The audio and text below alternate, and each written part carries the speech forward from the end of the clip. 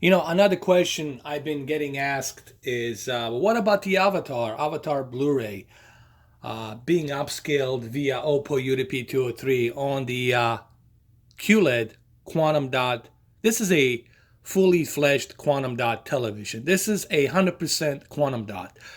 How does it look on this magnificent Q8fn QLED quantum dot television? Well, the colors just pop. They just simply pop. I mean, what can I tell you? Even without HDR, I mean, here I am on this scene when they land on this Pandora place somewhere out there in the jungle. Uh, Even without HDR, this looks fantastic.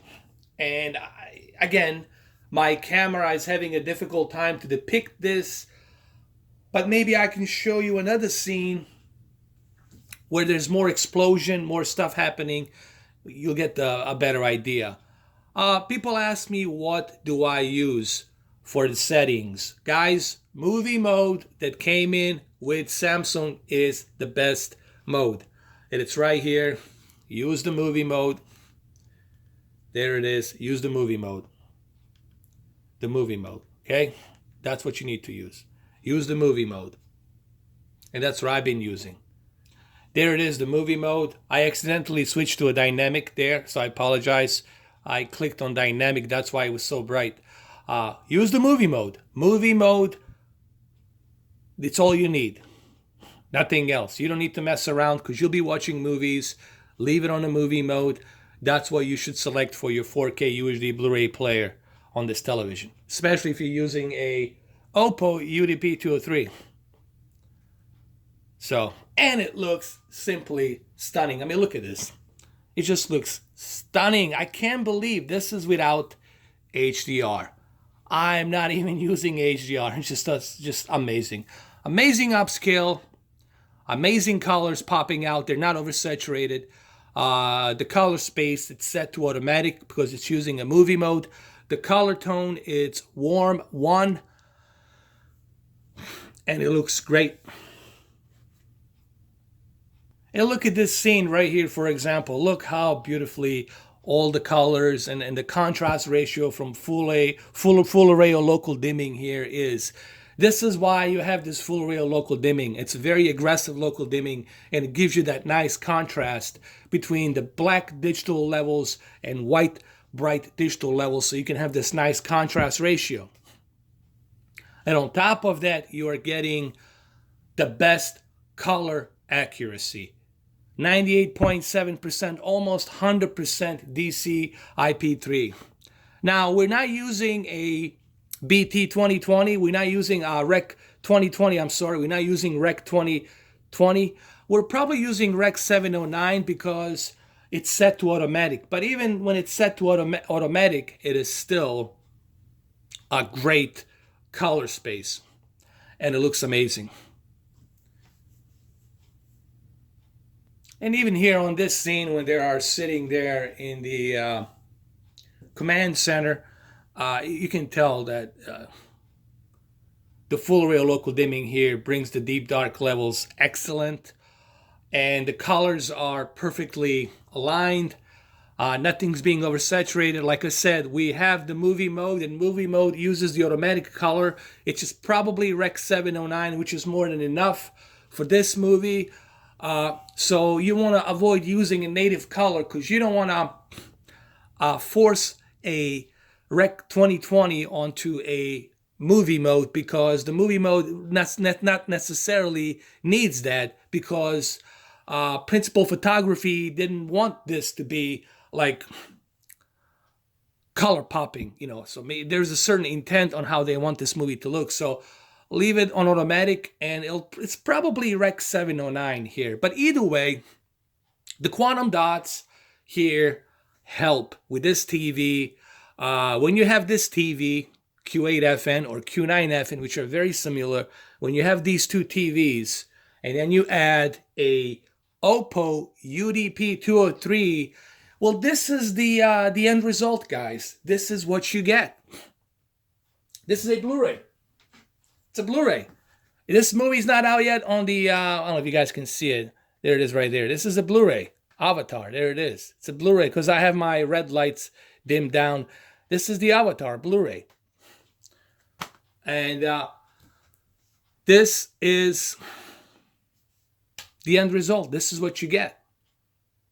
This is the type of picture quality you're getting. I'm honestly, even without HDR, even without this 4K, bit rate that I could get on a 4K UHD Blu-ray, the upscale here, it's honestly near that 4K experience.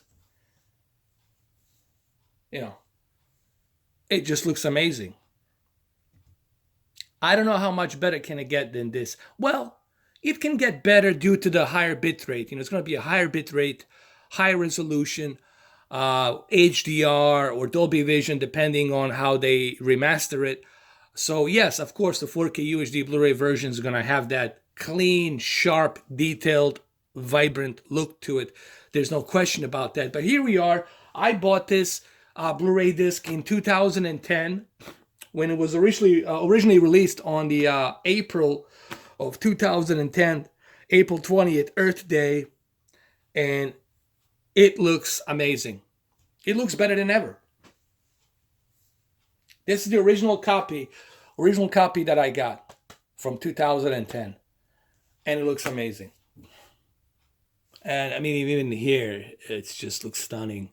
The colors pop, man. I mean, you guys have no idea unless you see this in person. If you have this TV and if you have this Oppo UDP 203, I'm telling you, you're gonna think like you're watching a 4K UHD movie. I mean, you're gonna believe that.